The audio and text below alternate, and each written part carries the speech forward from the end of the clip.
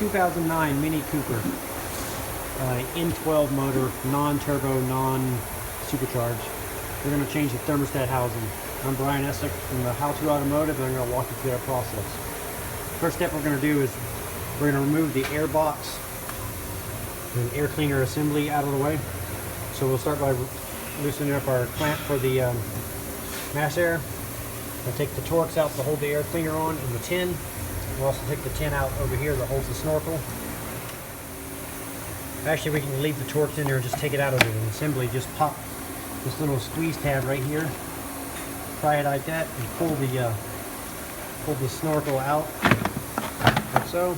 That comes out of the way after you remove the tin.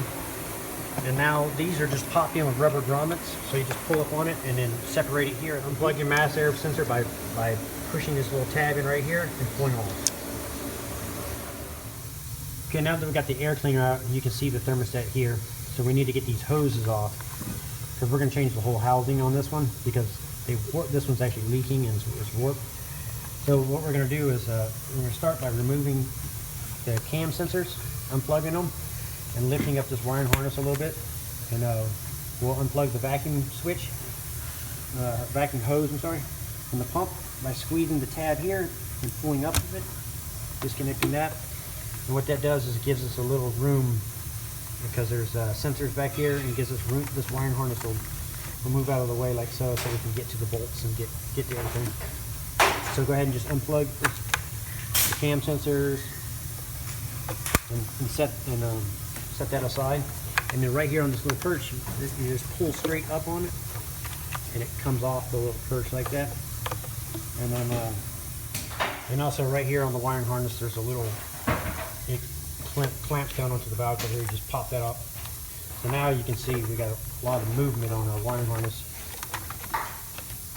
We're also going to disconnect the coolant temp sensor here, and then there's two of them actually in here, one for the gauge and one for the computer.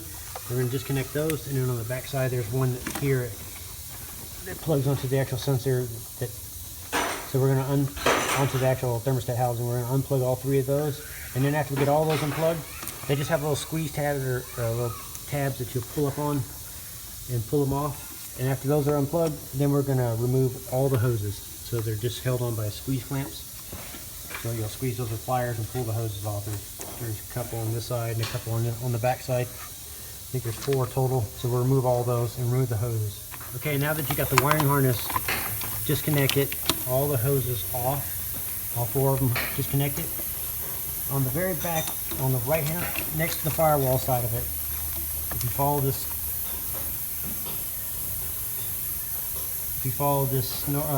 around in the back here, there is a clip that you have to pop off. Let's see if I can shine my light down here and see if you can see it with my camera. Hold on a second. I'll get my camera down here. So this clip I'm talking about is right back there. And it looks like that little triangle piece right there. So you're going to pull that out. To get that clip out, I used a tool, a pick tool like this. I popped it out, but don't do what I did. And I flicked it and it fell under the intake somewhere. So now I got to fish it out. When I get it out, I'll show you guys what it looks like. But meanwhile, what I'm going to do is I'm going to go ahead and remove the bolts that hold the thermostat housing on. And there's a couple of them. One of them you can see right there is a 10mm bolt right next to the thermostat housing, or the temperature switch. Remove those. There's one there, and there's one underneath it on the very bottom side. So down here, you have to use extensions. Okay, so there's 3 bolts holding the housing on. So now back there where you took the clip off, there's an O-ring in there. So now you just got to kind of wiggle the whole housing. Kind of wiggle it like so, and break and pull it and pull out, and the O-ring will pop out. So once you get the thermostat out, this is what it looks like. And this is the O-ring I was telling you about. And the clip holds that in. That fell inside there. We got to fish that out. But if you also look at it, you can see the 3 bolts. So there's your coolant temp sensor, and then there's a bolt hole there and a bolt right there. So it's only 3 holding it on. So that also helps when you have the new part and you can match everything up. So when we get the new part, we'll transfer over the coolant temp sensor and I'm also going to change this pipe that's back here that this O-ring went to. If yours is in good shape, it's okay to reuse it, but they break. They're pretty fragile and they break really easy, and they have an O-ring that goes into the back of the water pump. So this is the new pipe. This is what it looks like here. So this O-ring goes into the back of the water pump, and this O-ring goes into this housing like so, and then that clip that I've lost that I got to fish out, it snaps into this and holds these two together. So, and on these little ears right here underneath there, the wiring harness is connected to it. So that's the hard part, is getting the wiring harness to pop out. So you have to pop the wiring harness off these little holes here, and once you get those popped out, then the whole tube will slide out towards you, and then you can fish it out. But if you're lucky, you can do this without changing the pipe. But I did it one time and the damn thing leaked. So now when I do them, I just recommend doing them when I do them all as one unit. Everything's brand new. That way, 3 months down the road, this pump here doesn't break on you, or pipe doesn't break on you, and you're doing all this work again.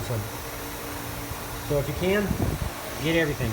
Get the pipe, get the thermostat housing. It's all built in one unit. You can't. This thermostat is it's not serviceable, so it comes as all one unit.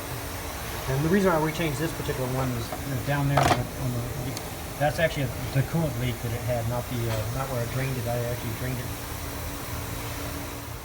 So this is the clip I was telling you that I lost earlier, and I dug it out, and it fits in there. That's the one you're going to pop off to get this pipe out right here.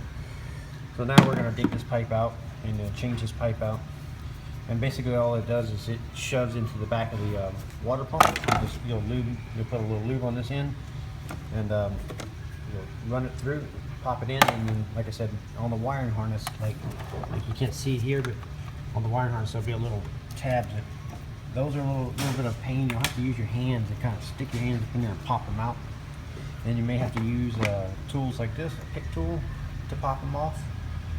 And once you get the wires off, it actually comes out pretty easy. You just kind of wiggle it a little bit and pull it out. And then when you're reinstalling, just put a little lube on it and put it back in there and pop it in, and then the wiring harness actually goes back in easy. You just push them back on. Okay, now that we got our pipe changed, we're going to take our new thermostat housing here. We're going to put a little lube on the thread sealer here, on the O-ring here, I'm sorry. And then we're going to put it under a wiring harness and put it in. We're going to put this in the pipe that we just installed. We'll pop that in, and then we'll install the 3 bolts that hold it in, and we'll tighten those down. And then after that, we'll reinstall our clip. Okay, now that we got our thermostat bolted back in, it's time to put the clip in. There's no two ways about it. This is going to be tough. You got to line it up with the slot like so, and just kind of put a little pressure and pop it on.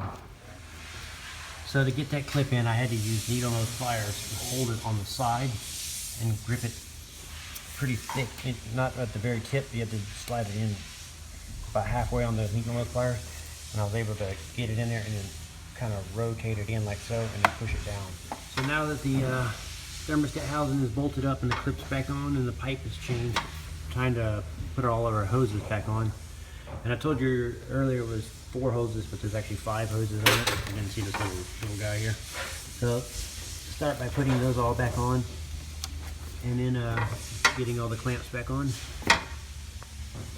Okay, after putting all your hoses back on and the clamps back on, next is to put all your electrical connectors back on, your cam sensors, your coolant temp sensors on the bottom, and then your coil or niter wires and your brake booster line back up to the vacuum pump itself. Now before I put the air cleaner on, what I like to do is take a little air nozzle and blow off the top of the transmission and blow all the coolant that falls on top of the transmission. There's little pockets that it hits in. Blow all that out. So now we're ready to put the air cleaner back in. So what we're going to do is these little rubber grommets right here, they snap onto these little ports here and here.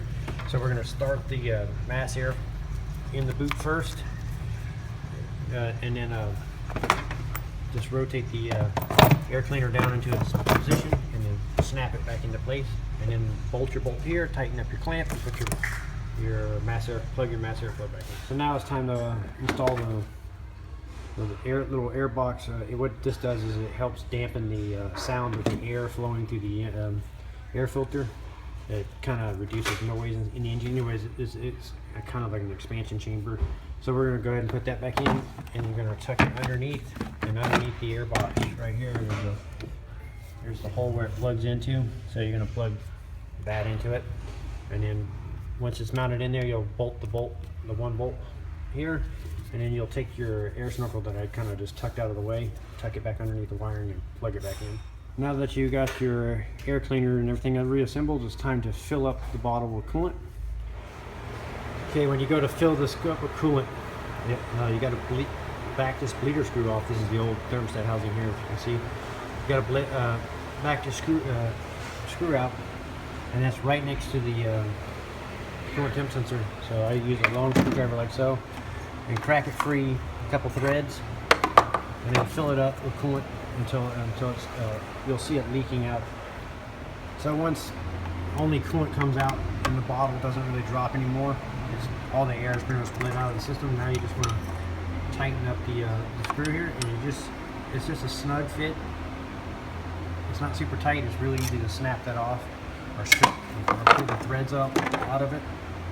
So just tighten the screw that's down there snug, and then after that you're going to suck a little bit of coolant out of it, and you're going to start the car and let it run, and make sure the thermostat opens up. And then when the thermostat opens up, you also want to check for your fan operations. And that's it from How To Automotive, and I'd like to thank you guys for watching the videos and remind you to subscribe. Thank you again.